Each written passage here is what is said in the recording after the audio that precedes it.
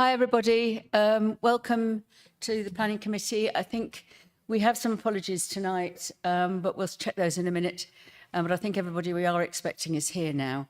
I'm Pat Edwards, for those of you who haven't met me before, the Chair of the Planning Committee.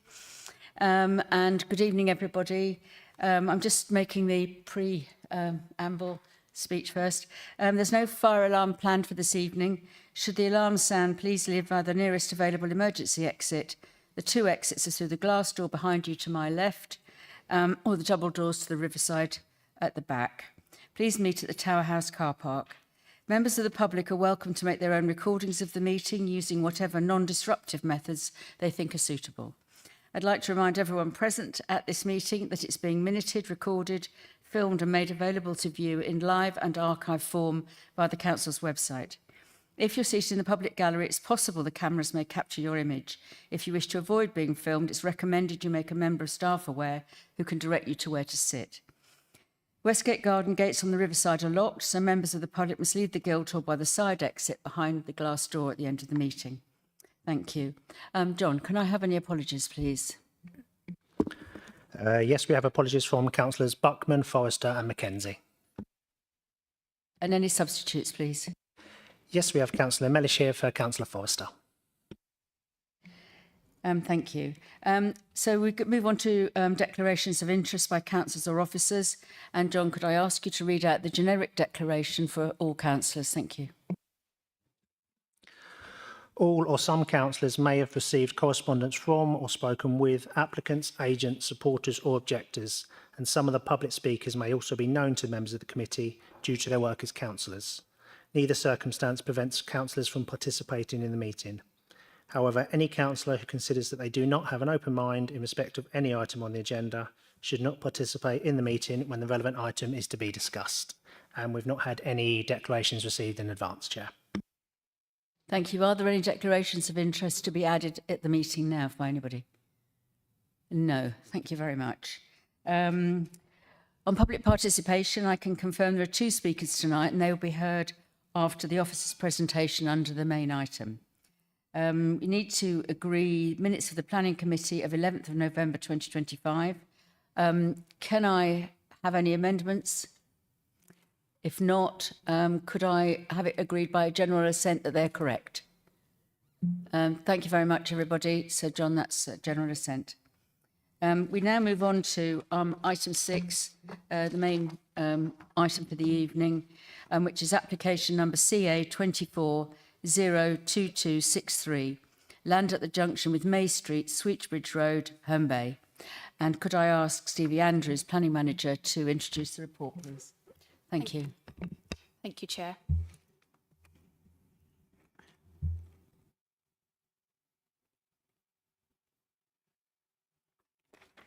Right, so the application here before members tonight for consideration is land at junction with May Street, Sweetbridge Road in Herne Bay. Here is the location plan showing the application site outlined in red. It might be more useful for me to go to the aerial actually. You can see the application site towards the bottom right-hand side of the aerial photograph here. I thought this would be useful for context so that you can see what's surrounding the site. So directly north of the site is the May Street wastewater treatment works. You can see that where it says Hawthorne on the aerial image. To the east, we've got May Street, which runs into Hawthorne Corner, and this is where the residential dwellings are that bound the site. To the west, you can see Sweetbridge Road and Heart in Hand Road. So we've got, if you can see my cursor here, you've got Sweetbridge Road here, you've got Heart in Hand Road here. And then to the other side of that, to the west, members will be familiar with the Hillborough housing development, and this marks the urban area of Herne Bay as well. This is a more close-up view in aerial form. So as you can see, you have May Street running to Hawthorne Corner where my cursor is. You've got the residential dwellings along May Street. The site is bound to the west by Sweetbridge Road, to the south by the Thanet Way, to the north by May Street, and to the east by housing there. So this application is for the construction of 10 buildings, and you see the buildings laid out on this layout plan here. I'll go through what each building comprises in a moment, but we've also got the creation of an additional access into the site as well. So where my cursor is here, this is the existing access into the site. As part of the development, a new access is being created to the south of that where my cursor is. So moving from block to block, we've got block 1 where my cursor is here in the northwestern corner of the site. We've got blocks 2 and 2A along the northern boundary of the site. Located centrally, we've got blocks 3, 4, 5 and 6. Then we've got to the south, we've got block 7, then block 8, and then block 9. So going through the uses of each block, so, sorry, I'll take you through with my cursor. So blocks 1, blocks 2 and 2A, 3, 4, 5 and 6 centrally within the site, and 8 to the south. The proposed uses of these buildings are for offices, light industrial, general industrial, or storage and distribution. We've then got block 7 here, which is outlined in red. This is proposed for Class EB use, so that's for the sale of food and drink for consumption on the premises. And then to the other side of the site, in the southeastern corner where my cursor is here, this is proposed as a paddle court facility. So on this layout plan, you can see along the boundaries of the site, there is currently hedgerow, and this is going to be enhanced as part of the development with native species. Just to draw members' attention to trees within the site. So if members can see the trees highlighted in green where my cursor is, these are existing trees that are going to be retained as part of the development. They are oak trees. There are 4 oak trees within the site that are going to be lost as part of the development, but part of the landscaping plan for the development, it's proposed to replant 10 oak trees along the boundaries of the site. So as I said, the development, we would lose 4 oak trees within the site, but they would be replaced with 10 oak trees that are planted along the boundaries of the site. So I'll move on to some elevations of the proposed building. So again, there's quite a few, so I'll try and direct members where these buildings are. So this is these are elevations of block 1, which is in the northeastern corner here. It's the largest building within the development. We've then got blocks 2 and 2A, which are, sorry, would it be useful for me to go back to the layout plan? Yeah. So those 2 blocks are these blocks here along the northern boundary of the site. I'll then move on to elevations of the blocks centrally within the site. So those are the elevations of those blocks within the centre of the site.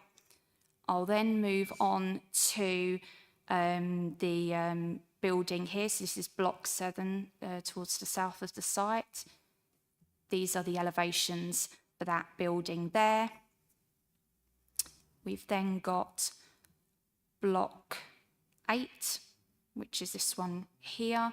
I'll go to the elevations for that one. This is block 8. And then the paddle court building, which is in the southeastern corner of the site. So I'll go back to the block plan. So where my cursor is here, this is the paddle court building. And here are the elevations for that building as well. So here are some photographs of the site as well. So this is on approach from the south along Sweetbridge Road. As you can see, this is the existing, you can see in the photograph, the existing access into the site, and a new access is proposed further south. This is a photograph on approach from the north. So Sweetbridge Road runs to the right-hand side of the photograph, and then you have May Street, which you can see the car in the distance, the junction of May Street running to the left-hand side. This is then the view that is from the Thanet Way, so you can see again established planting along the boundaries of the site, and this was be enhanced as part of the development. So the report sets out the assessment of the application against national and local planning policy. The application site will deliver well-needed employment development within the district on a site that's been identified in the draft local plan as a potential allocation for employment development. So for the reasons set out in the report, the application is recommended for approval. Thank you, Chair.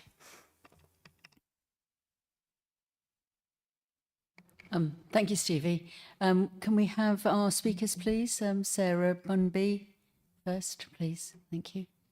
You have 3 minutes and we will time you, but let yourself get settled first.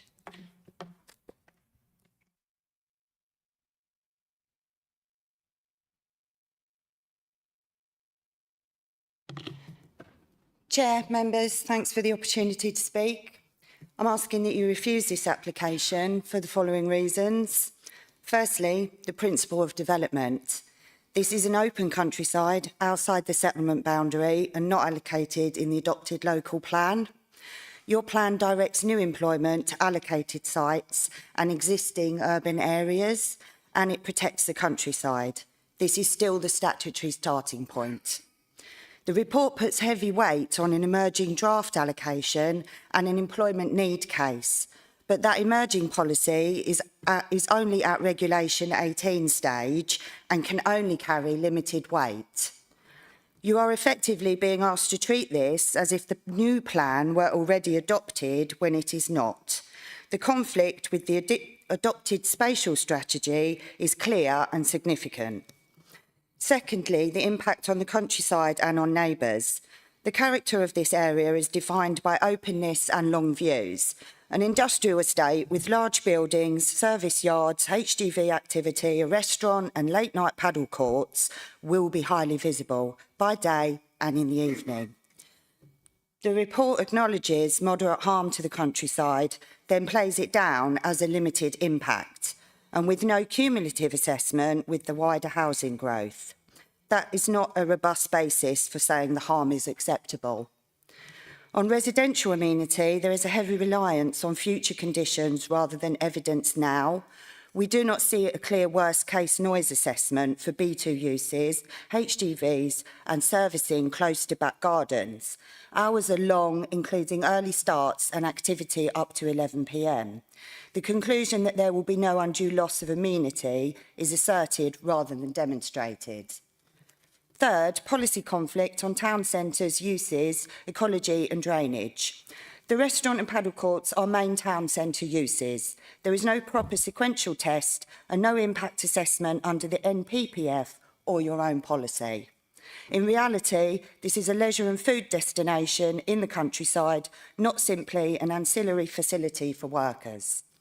On biodiversity, the report admits that there is a shortfall against the 10% net gain requirement and there is no secured off-site solution.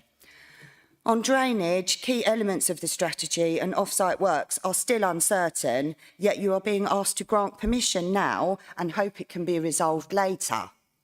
Taken together, too much is left to concessions and future design. The committee cannot be confident that the scheme before you is policy compliant or that its impacts can be made acceptable. And for these reasons, I respectfully ask you to refuse this application or at the very least defer it until policy position, the environmental impacts and the mitigation are properly evidenced and secured. Sorry.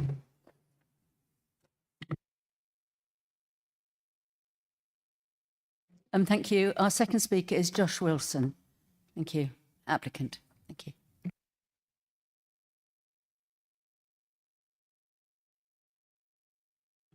Dear Chair, Councillors, thank you for allowing me to speak this evening. The proposal before you delivers the regeneration of long vacant brownfield land, formerly a petrol station and a nightclub, into 130,000 square foot of high quality employment generating commercial space. Our master plan has been carefully designed to support a wide range of businesses, from 12 starter units for new enterprises to mid-sized 1,000 square foot units with roller shutter doors, right through to large 15,700 square foot buildings suitable for more established operators. We're already in advanced discussions with occupiers. Subject to planning approval, the drive-through will be let to Starbucks. Osprey Charging has expressed strong interest in delivering the 12-bay EV charging hub, significantly strengthening the local electric vehicle charging infrastructure. We're also working with 3 specialist providers to deliver the paddle tennis facility, which will offer 4 high-quality indoor courts. The site at Hawthorne Corner is allocated in the draft Canterbury City Council local plan under policy HP6. It will become the first business park in the area where every unit benefits from EV charging points and rooftop solar panel technology. All units will be delivered to a flexible shell specification with appropriate parking to support the future occupiers. The location is highly sustainable, with on-off access onto the Thanet Way in both directions, a bus stop just a short walk away from the site, and once the Hill Road development is completed, easy pedestrian access to the retail amenities at Altiora Park. A substantial landscape buffer has been incorporated into the scheme. This not only provides meaningful separation from nearby homes, but also provides the chance to maximise the opportunity to improve biodiversity through new wildflower meadows, tree and shrub planting and habitats for bats and birds. To be absolutely clear, there is significant demand for commercial space in the Canterbury, Whitstable and Herne Bay area. The Joseph Wilson Industrial Estate expansion, for example, part of the existing local plan, has been delivered and finished in 2023. Every single industrial unit has been sold and rented. The Links Business Park, for example, up the road from this site, there's nothing available. Lake Street International Business Park, 1 million square foot, our biggest business park in this area, less than 1% vacant. In fact, we have a waiting list for people looking for units on this site, small businesses from Herne Bay and more bigger businesses. Overall, the development is expected to generate around 350 jobs and contribute hundreds of thousands of pounds in business rate revenue to the council every single year. And subject to your approval this evening, we anticipate them starting early next year. Thank you, Chair. Thank you very much. So I would like to propose the officer's recommendation so that we have a proposal to debate this evening without prejudice to the outcome. So that is a Section 101 grant. Do I have a seconder? Thank you. Naomi Smith. John, thank you. So can I open this for debate? Thank you.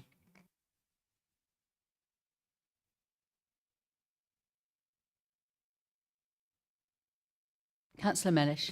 Thank you. Can I just ask about the restaurant on site? That I noticed in the plan it says drive-through. It says like a sort of a fast food. It's a Starbucks. Is going to be a drive-through access, and to what time? Because I'm kind of conscious that I know Speechbridge Road and the slip road onto the 299. Use it on a daily basis, and at the moment the use of Speechbridge is quite a fast road, any road. And onto the slip road, although there's meant to be a 50 mile an hour reduction in terms of speed, it's actually extremely fast. 60, 70 mile an hour is what you sometimes are forced to do because of the speed of traffic that you're joining. And at the moment, the access, or the closed access to that site is very obscure. It's surrounded by trees, etc. Looking at the plan, that doesn't seem to have changed very much. And again, in terms of the access to the site is going to be obscured when you're coming down quite a busy road. And again, how is that going to be mitigated? Thank you. Stevie, do you want to comment on the access? I'm just going to ask Stevie Andrews to comment on the access. Thank you. Thank you, Chair. So, yes, there will be a new access proposed on Switchbridge Road, and this is going to be the access that's closest to that building. Now, KCC have looked at kind of the potential vehicle generation from this development, and they consider it to be acceptable. There's sufficient capacity within the highway network to accommodate the additional vehicle movements. We have got some conditions as well under the access highways and parking set of conditions. So we've got, I'm just checking here. So yeah, we've got condition 8, which is requiring visibility that's shown on the approved plans to be provided prior to the first occupation. So that's going to secure the necessary visibility displays that are required from that access to safely accommodate those vehicle movements. So we've got that as condition 8 of the recommended conditions.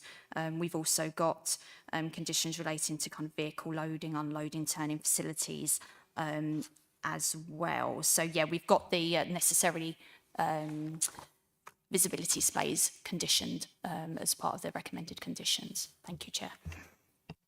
Councillor Naomi Smith. I actually went to the site today to have a look because I know the road well, but I thought I actually need to go and have a look, and I did. So I didn't walk very far because it's a bit dangerous there as a pedestrian. My first lot of questions are around about how pedestrians access this site. Yes, it is HB6 in the new draft plan, but that's because the landowners have put that forward into the draft plan. So of course it comes up as an application before that. But from the bus stop at May Street Cross, which is a bus stop on a road with no footpath, there doesn't seem to be any new footpath linking that. And then the footpaths that come across May Street from it's the top of Sweetsbridge where it becomes Heart in Hand. And I think it's going to be Life in Your Hands at some point. But it just, there's a real difficulty. And then you've got the footpath coming down the side of the estate with planting between the footpath and the road. Now, if I'm, or if my teenage kids are going to be working at the Starbucks, I don't want them to be walking along a footpath that there's no visibility of, from the traffic. You want to be seen and stuff like that. So I feel that I don't understand how I get off a bus safely to get to work in this, to any of the jobs that are within this.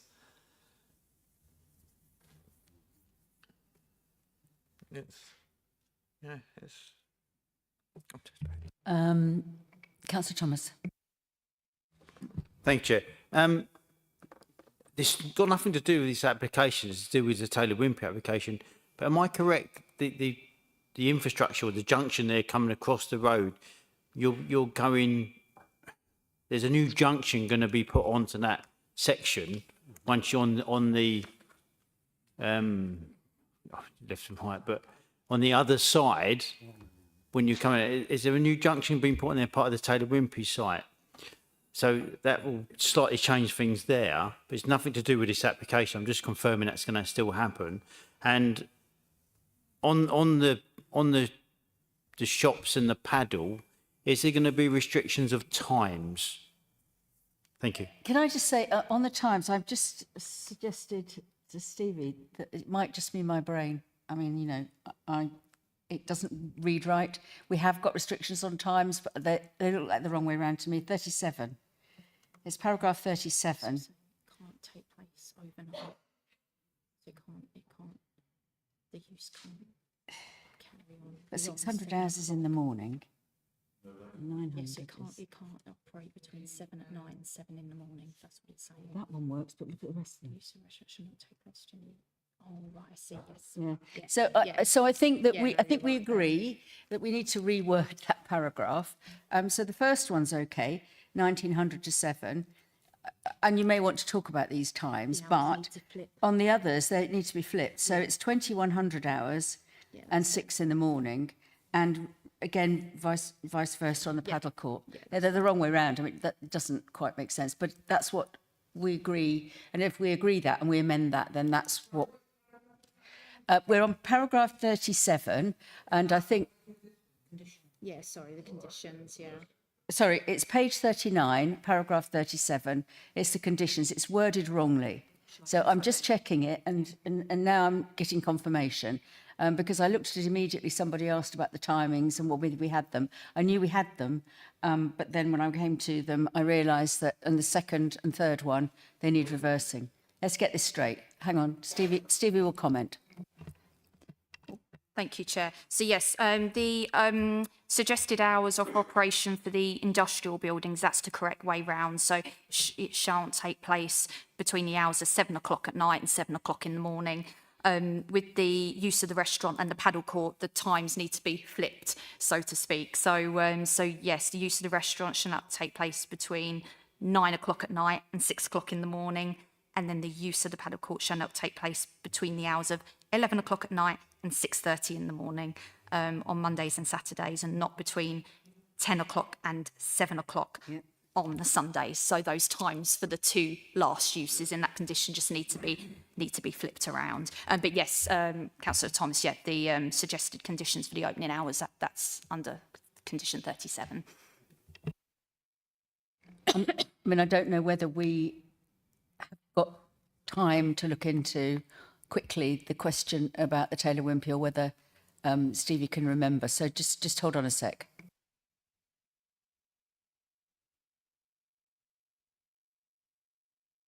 Take some other comments, and Stevie will see if she can find that, just to check it, okay? Councillor Both. Thank you, Chair. I've got excuse me. I've got concerns about the environmental standards of this development. I don't particularly object to the principle of it. I'm concerned about the paddle courts being quite close to the housing, and I'm not sure about the noise attenuation between the paddle courts and the housing, and whether the paddle courts would be better at the other end of the site, as far away from the housing as possible, because they do make a lot of noise, I understand. But I'd like to remind members that Canterbury City Council declared a climate emergency 6 years ago, and a biodiversity emergency over 2 years ago. And I don't think that we're doing it nearly enough to tackle those problems. They are emergencies by name, and they are emergencies by nature. They are threatening our very future. And I think we're just far too complacent about letting applications through planning which don't meet the highest possible standards. And I don't think that this application meets the highest possible environmental standards. For example, the BREEAM rating is declared to be very good, but I don't know if you're familiar with BREEAM ratings, but very good is just getting 55% of the possible total number of points you can get on the BREEAM rating. There is a higher rating, excellent, and there's an even higher rating, outstanding, which gets 85%.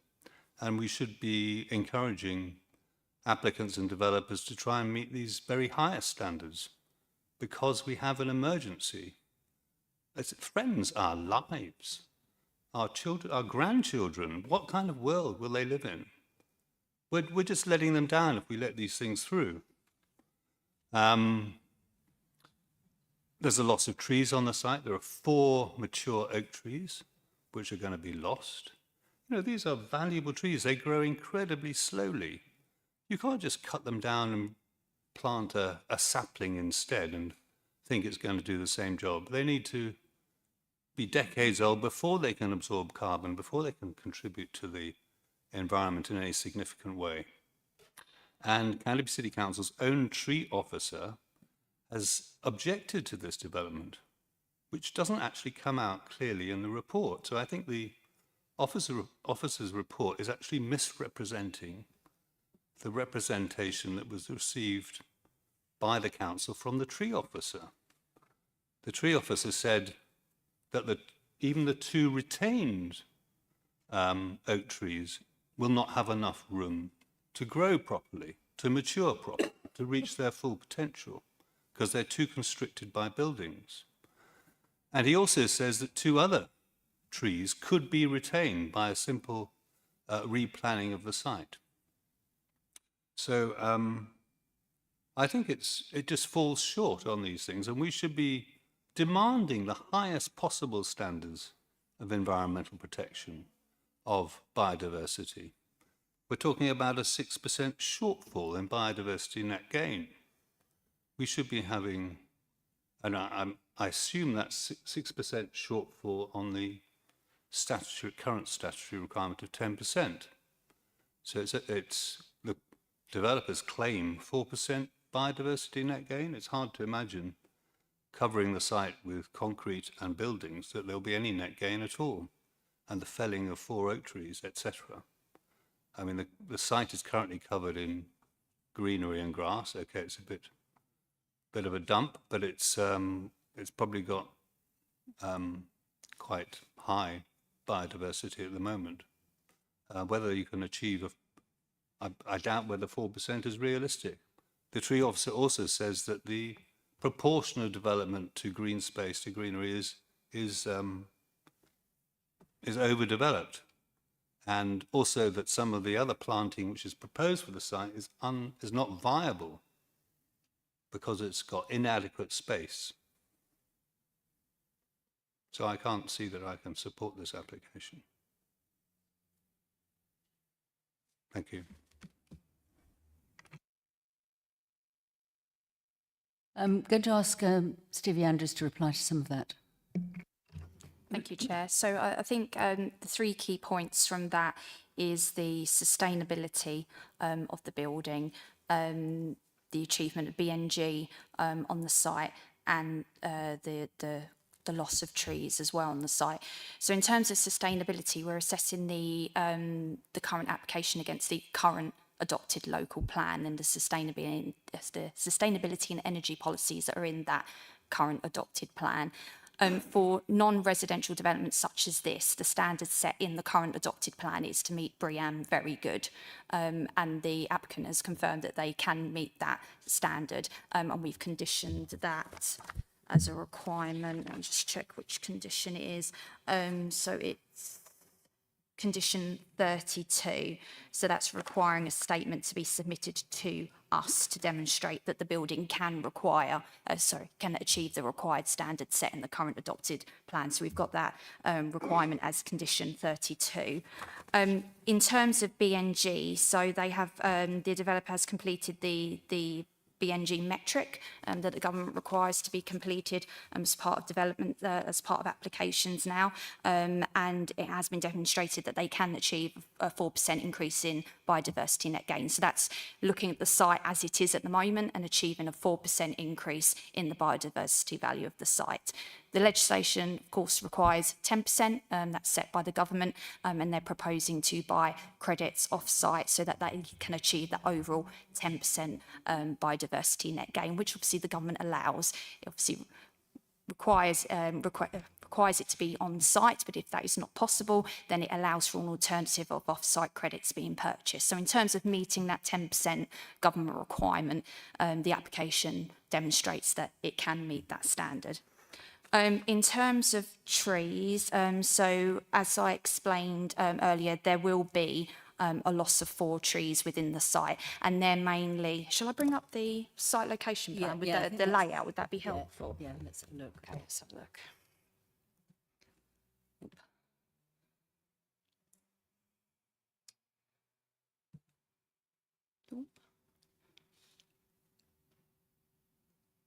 Here we go.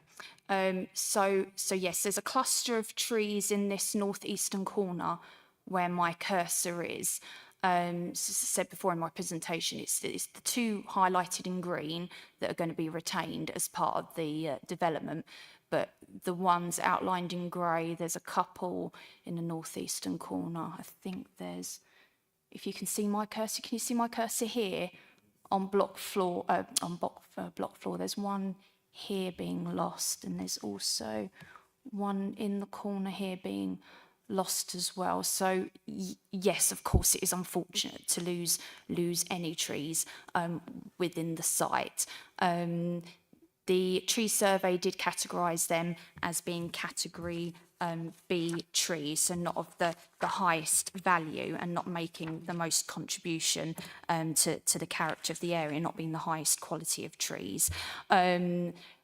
so in compensation of that, they are proposing to enhance the hedgerow planting that surrounds the site, but also to replant 10 oak trees in place of the 4 that are lost. So on that basis, it's considered that, you know, the overall benefits of the enhanced landscaping along the boundaries, the increased number of trees planted along those boundaries outweighs the harm caused by the loss of 4 within the site. Thank you, Chair. Thank you. Councillor Mellish, now, please. Thank you for letting me come back. Thank you, Chair. I'm just wondering, there is considerable construction going on in that area at the moment already with the Taylor Wimpey development, Hillsborough and so on. May Street is used but for the construction traffic, and they have a site just off there for their equipment and so on. So again, this is going to, and we just heard tonight that the developers intend to start in the new year. So I'm wondering, for my first question is, how this is going to impact on the use of those roads by additional construction equipment and lorries, etc. I'm also kind of, again, the announcement tonight that it's going to start in the new year. So does that mean we therefore have a CMP agreement, or that we have the Sustainable Water Surface Drainage Scheme already in place? Because those things can't start, the development cannot start until those things are in place. And the whole list of conditions that we have here need to be in place before any movement happens. And we've just been told tonight that they want to start in the new year. Thank you, Chair. So yes, in terms of construction traffic, as you quite rightly said, yeah, we need a CMP on any permission if members decide to grant tonight. So we've got that as condition 13. So that detail is required, and as you said quite rightly, that's before development starts on the site. We require that detail up front to ensure that the traffic movements in association with the construction traffic is considered. And obviously that will consider the cumulative impacts as well, you know, the vehicle movements associated with constructions in the area as well. So KCC will be fully aware of that when they review the detail. So we've got that condition there as condition 13. The other one was, yes, SUD. So again, yes, in terms of sustainable drainage, condition 22, we've got, again, prior to commencement, requires a detailed sustainable surface drainage scheme to be submitted.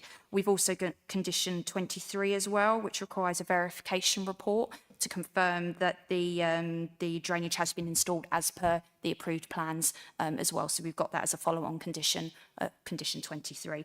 And that's verification is required before occupation. So we've got the detail needs to come in up front before the development starts, and then verification before occupation. Come back, yes, if it's a follow-up. Just in connection with that, in which case, given the statement that was made tonight about the beginning of this development, what would you anticipate would actually the development could actually start, for these conditions, the 39 conditions that have been asked to be put in place? Because obviously it's not what the developer is envisioning even to happen, that they want to get going because they have the clients already behind them, waiting to go into the site. So there's a contradiction here between what the developer feels they can do and what you're asking them to achieve.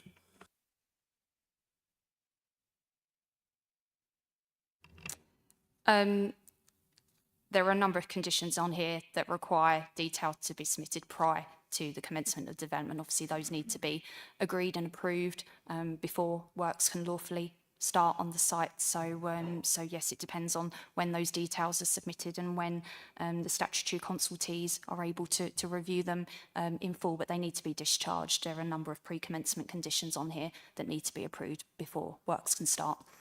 Thank you, Chair. I mean, we did do quite a good review of making sure that all the conditions required were on all this construction was thoroughly gone into. The only one I found was the timings that were wrong. But I mean, of course, if people want to amend any of them, do suggest. But they're pretty comprehensive. And so the next person is Councillor Prentice. Thank you, Chair. my comments really reflect what Councillor Naomi Smith was saying around the pathway access.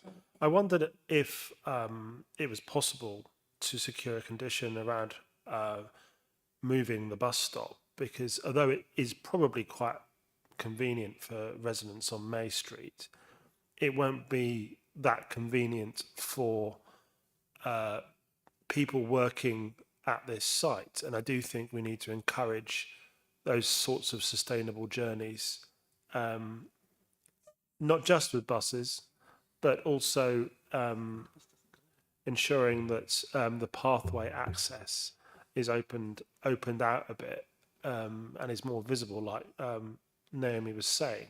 So that could be something that we could look into, possibly, maybe. I don't have a fundamental problem with the development, but I do think we need to look a little bit more creatively at how we support the development with sustainable transport. I think that would be all for now. Thank you. And Councillor Jones is the next one person. Thank you. Yes, thank you, Chair. Just a couple of three things. First of all, the building for the paddle, it's an indoor building, I take it, but we said it's complete. That's good news. That's really good to hear. Yeah, it's really sad to hear that we're going to lose the trees. You said there was 4 lost and 10 planted. Were the 4 were being removed? Were they oak? They are, because that's ironic in the sense of that people probably will know that the oak tree is the most biodiverse tree you can have. But you'd never be able to recover that in itself by putting other trees other than oak trees back in there. And that said, the other thing I wanted to say on the website portal, originally, I'll start at the beginning. Originally, when the plans for this site were drawn, they did not include the restaurant or the drive-through and the paddle. They had the whole site was industrial units, and then quite rightly a report was commissioned by the developer by a company called Sutcliffe, who produced a 93-page document all about the drainage and everything to do with that. So the plans have changed further on in the year, and that report has been picked up by Kent County Council, and on our website, I've printed it off here for ease, have asked us, or they recommend, they would recommend for a holding objection until the further information is provided to respond to those comments.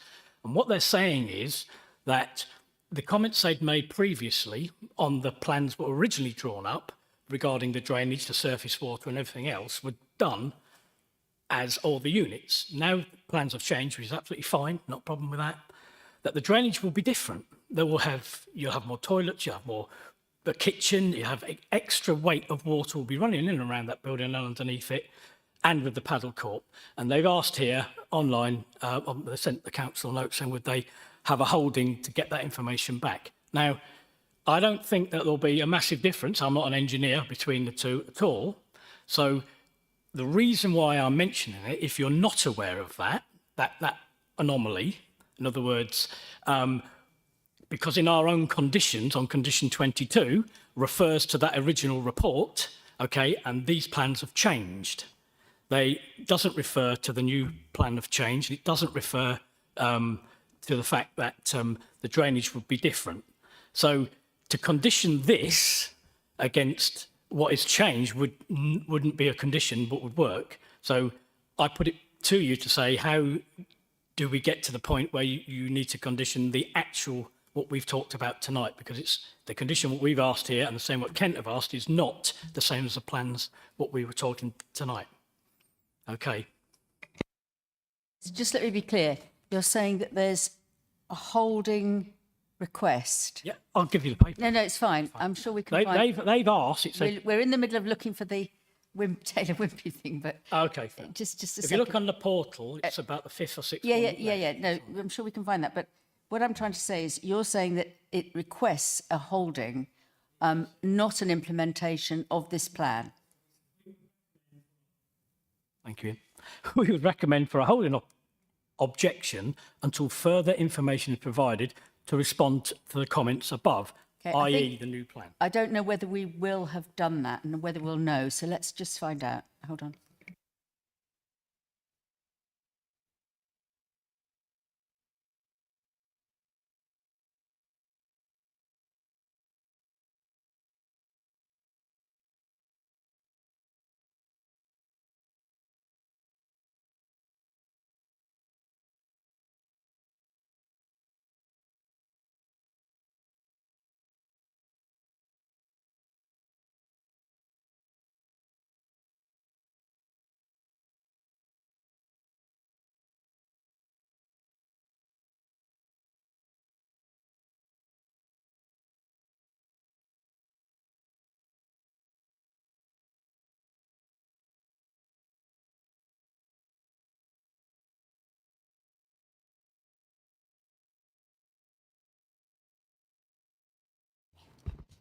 Yeah, I think we need to amend the condition. Just hold on.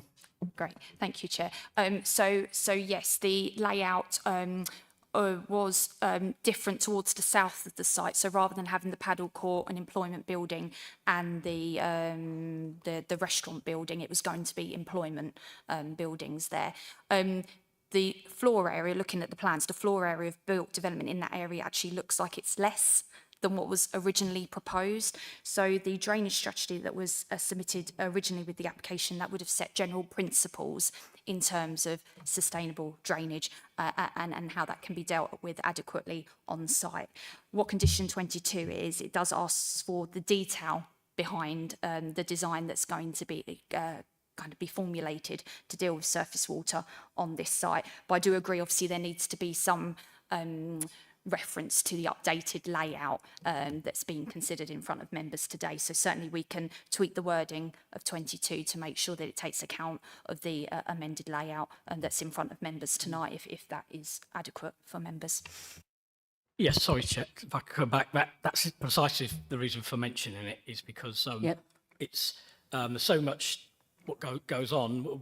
If you actually read the note, like I've obviously read the note, it's contrary to the other thing, but it can be done by an amendment or a condition. So whatever happens to this application this evening, if it goes forward, then it's gone forward with all the things in place. If it went forward That's without absolutely that, fine. you know. As I said earlier, you may want, people may want to amend any of the conditions, and that's absolutely fine.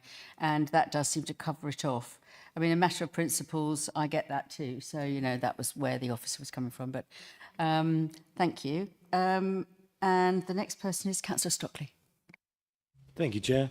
Following on from Councillor Mellish's point about road traffic use, I would like it noted that Taylor Wimpey have a restriction for lorries entering the Thanet Way where they have to turn towards Thanet because there's a long slip road allowing them to get speed up rather than going on to the Thanet Way towards Whitstable, which has no slip road, and therefore a multi-ton vehicle entering a road which is currently 50 miles an hour was deemed to be too dangerous. So I'd like it noted that any construction traffic will not be allowed to turn towards Whitstable, but would have to go towards Thanet, round the next roundabout and back down, because they just can't get up to speed without a slip road. That's a major concern. Yes, they're going over the bridge. Yeah.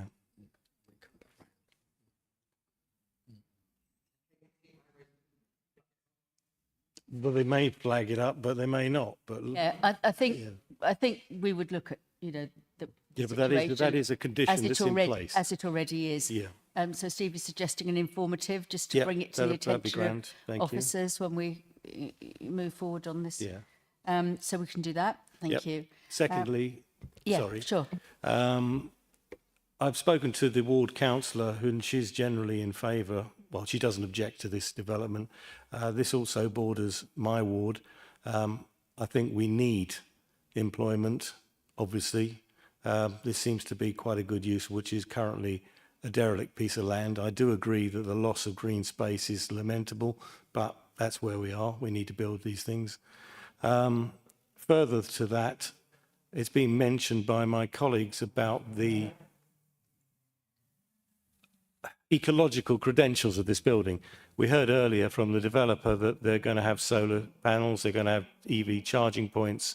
So it's clear that there is a nod towards sustainability.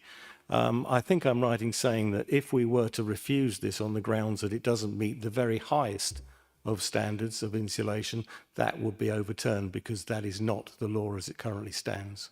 Thank you. Yeah, it's not the standards of the current local plan we're operating under. I think that's the issue. This developer has met the standards that we currently specify. That's where we are.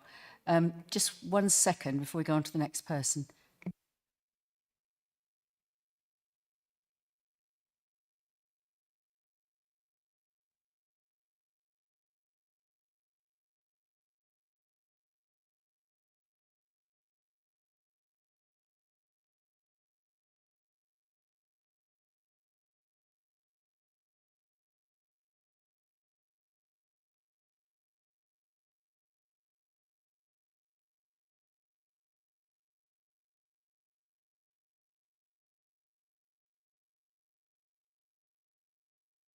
Councillor Naomi Smith, let's move on. We're still looking some stuff up, so just hold on a sec on that.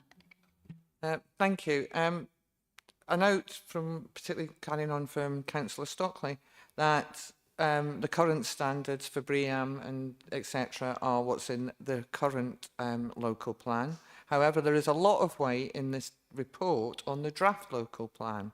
In the draft local plan, are the standards higher? It's a question, you know, because, yeah, either if they're higher, shouldn't we be going, well, that's what we're aiming for? And if not, if we can't do anything about it, don't mention the draft local plan in the report. That's one question.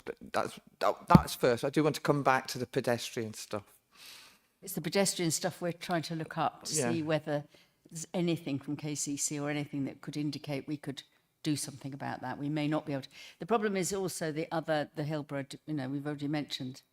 Well, it's the Taylor Wimpey development that we're looking at what transport is. The problem is they are so, you know, adjacent to one another, and there's quite a lot in that one. Well, I'm looking at the drawing, and I'm trying to see which number it is. It's the drawing footway improvements from 28th of November 2025.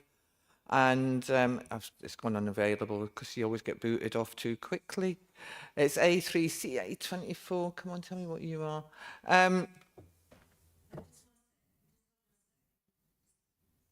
If you put it up, we could all see it.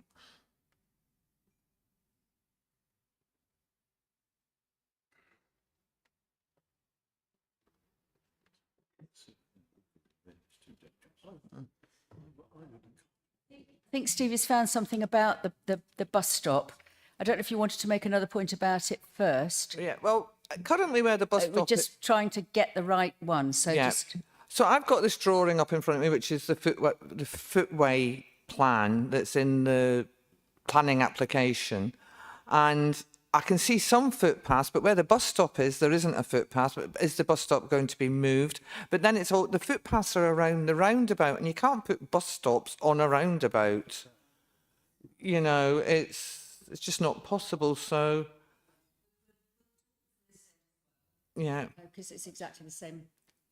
Sorry, everybody. Will Stevie will just comment because she's got the same map up and is also trying to talk about the same point. It might be worth me bringing. Yeah, it might be. Yeah. We'll try and get it for everybody to have a look at.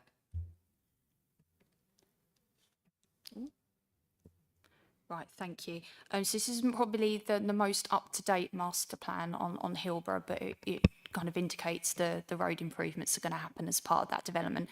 So you can see the site in front of members tonight is this piece of land here in the corner of my screen. So you'll see there's going to be a roundabout and road improvements as part of the Hillborough development. So this will include pavements as well. So as the Hillborough site is developed, there will be these highways improvements that are carried out as part of that. So in terms of accessibility and pedestrian access, this will improve over time. I think the current bus stop is up here at the moment where my cursor is. So yeah, that's going to form part of those highways improvements, as you can see, kind of the roundabout here and the pedestrian links that will form part of that. That will certainly link towards the site as well. So hopefully that's useful for members to see the application site in the context of the road improvements as part of Hillborough. Thank you, Chair. So, sorry? Yeah, oh, we've lost it, but we'll get back. We'll get it back. Yes, you can comment. While we're on this one, we might as well take...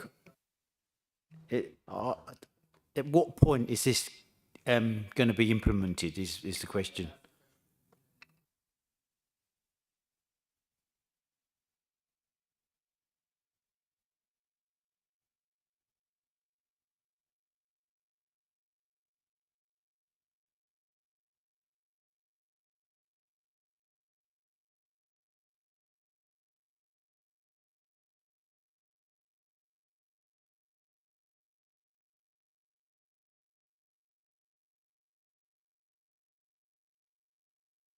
I'm not sure we're going to have all the answers on sequencing because, you know, you know probably more than I do, but we know that Hillborough is being developed. It is being worked on now, so it's already ahead of this development. But obviously sequencing, well, planning have got to have to work with the developers on that one.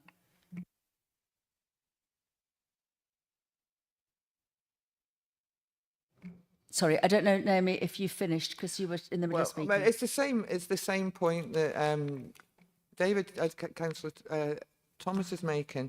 Is that it's great to have the improvements, but if the improvements are 3 years away, but they start work they can complete this next year. We've got a problem, you know. I mean, so I am concerned that we're not there for this.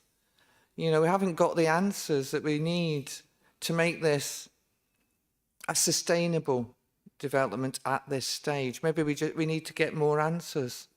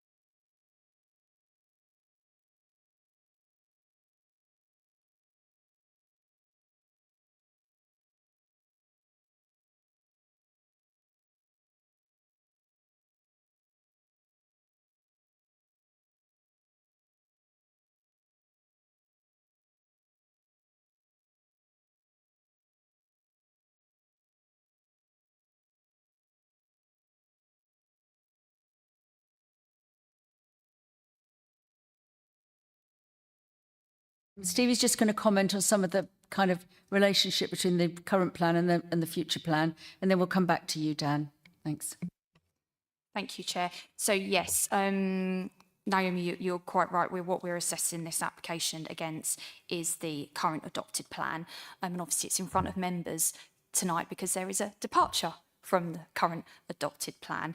In terms of the draft local plan, yes, this is a draft allocation in that plan, but because of where the plan is in terms of progressing towards public examination and adoption, we're not affording it significant weight at this time.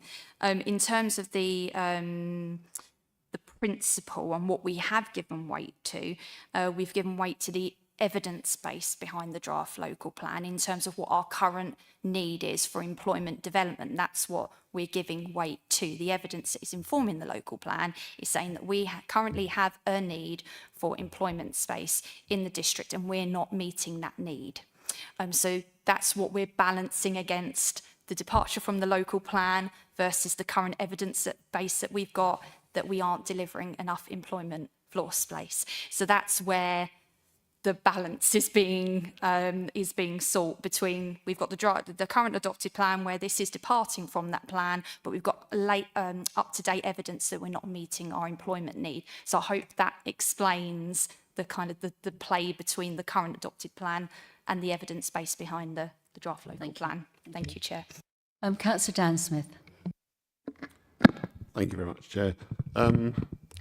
Couple of things, really. I think there are quite a few speakers so far have expressed sort of hesitancy, I think, about accepting this straight away because of a lack of information. And I think there are several other areas where, I mean, Southern Water, for example, no response received. This is the Statutory Water Authority. Surface water and drain and sewage and so on is pretty lacking on that front.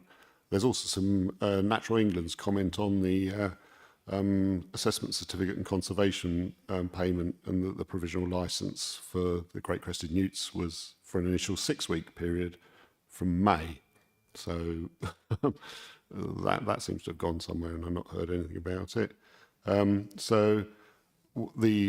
mean, I would like to thank both the speakers because they were both very eloquent, and I do agree that we do need this building land. So I was started very, very sympathetic to this, and to a degree I still am, but it's I do think the position is from our first speaker, I've kind of been nudged towards that view of deferring it until we get this more information about the access, the bus stops, the environmental position, the water position, and so on. There just seems to be a lot of things where we're slightly lacking in information, and that this is something that a short deferral could help on and allow us to get that information to hand. And as has been mentioned, once we do get this to go ahead, it would be put up and running pretty quickly. I think the developers seem to be keen to get on with it. No, I'm not opposed to that. That's fine, but we do need to get the right things in place first. So I'm hesitant on this one so far, and I do think deferral might be the way forward. So I'll hear what others think on that. Councillor Prentice, did you want to come back in? I think it follows on from what Councillor Dan Smith was saying. I'm warm to this proposal, to this development. I think there's more that can be done to make it a good development. For me, there's not enough information about the connectivity with local bus services and the phasing and general coordination with the adjacent Taylor Wimpey site. So actually, I think it can be a real asset for people living in that development when it's completed, because it will provide them with the jobs that they want and their families want. It will provide them with the facilities and leisure facilities that they might want. But there's more work that needs to be done. I think it's regrettable regarding the trees, but you have to weigh these things up with regards to the loss of trees. I am, not wild about that, but I would support a deferral, a short deferral, as has been suggested, because I think we can get this back before us and improve it. I think where we are, we have to vote on the proposal and then make decisions. I want people to be really clear that they think they're going to get that evidence. I'm not sure. I'm just trying to think what. I mean, the water issue that I think is most important is the SUDS, and we've clarified that a bit, that we do need to take account of the new layout. The condition looks all right to me. I mean, Stevie and I thought in principle it was fine, and the principles in that document are fine. It's just about, we've clarified the date. I'm not sure what else we're going to get, because I don't know that Southern Water clarifies any points on SUDS, but I'll check. So just let's be clear. If this is what we want to do, defer it, you need to be clear what you think we're going to achieve. I'm not saying don't, I'm just saying, look, let's just be clear, because we have to actually have several points that we want to clarify if we're going to change and make improvements. We've tried to clarify the Taylor Wimpey points that have been raised, and we've tried to clarify, or we have clarified, the point that Councillor Jones raised. Councillor Bothwell, you want to come in? Yes, if the meeting's minded to defer, then I would, one of the reasons I would put on that would be that the developer should look at the tree officer's report, which currently is against the development, and to give more space to the two retained trees, and to revise the layout such that 2 further oak trees can be retained, and also to address his concerns about the other planting proposals, which he says are currently not viable. So that would be the particular issues which I would want to be considered when the application is deferred. Thank you. Councillor Dan Smith. Also, I think one of the problems for Southern Water is obviously this, in its original form, when it was industrial units, had less of an impact on the sewage side of things rather than the surface water. Whereas now you have a restaurant, you have a paddle court, you have things where people will be going and using the toilet systems and so on. So the necessity to have a Southern Water input, I think, has increased on that front. So thank you.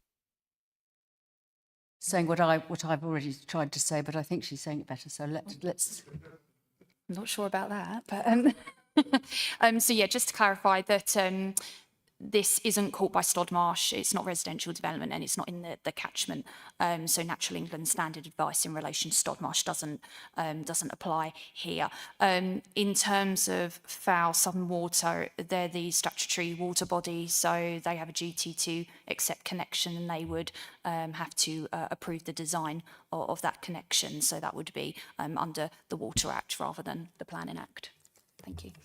I think that when Stevie commented on Councillor Jones's point, she said that actually the revised development probably hasn't got more issues to do with water, or, you know, I mean, it's not that massively different, because it was all offices before, and that may not be massively different from a drive-through restaurant, that's all. So I just think those points are there, but they're not, you know, they're covered by the conditions already that we've got. So I think we have to be clear, because we've done this before and found that we didn't get any further information, both going to Southern Water and South East Water. And I just want to remind you of that point as well, just not to be too optimistic about those. Councillor Naomi Smith. Thank you, Chair. I'm going to disagree. I don't think, because I don't think I think they were industrial units to start off with in the original application. And I think a drive-through cafe on that road where people need to stop for a wee is significant, you know, higher usage than people who are in their office or are in an industrial unit doing their work. And I'm not sure, but has the paddle court got showers? It's not evident from I can't quite see on the drawing, but there is sort of like, I guess it's cloakrooms, but I'm imagining there might be showers at the paddle courts, which is a huge increase in the water. Just disagreeing.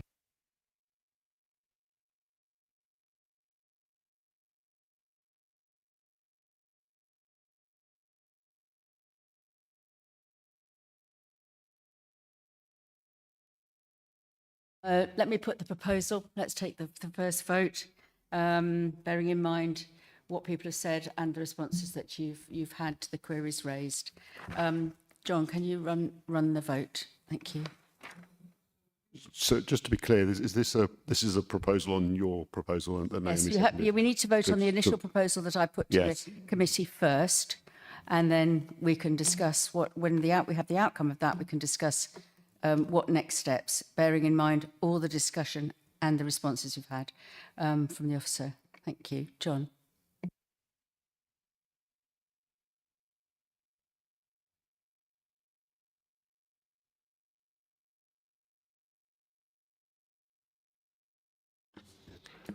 Okay, that's carried. 6 in favour, 4 against and 1 abstained.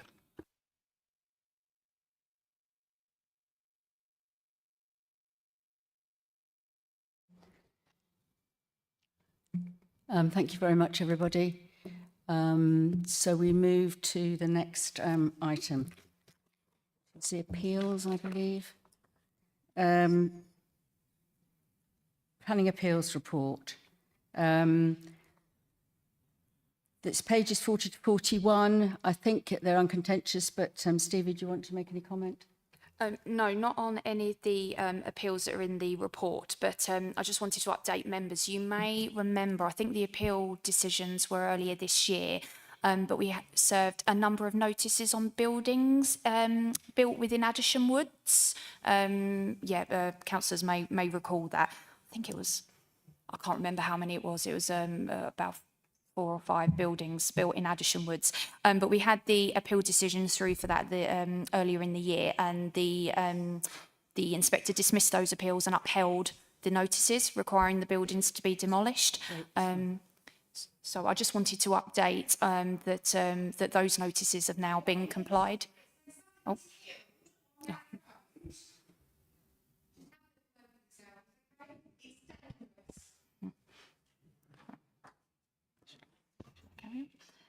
So yes, just to update the members that those notices have now been complied with. So those buildings have been demolished within Addisham Woods. So I just wanted to update members on that development there. Thank you, Chair. If you didn't follow that that particular appeal and that particular inspector's view, this was quite a great success for that area of woodland.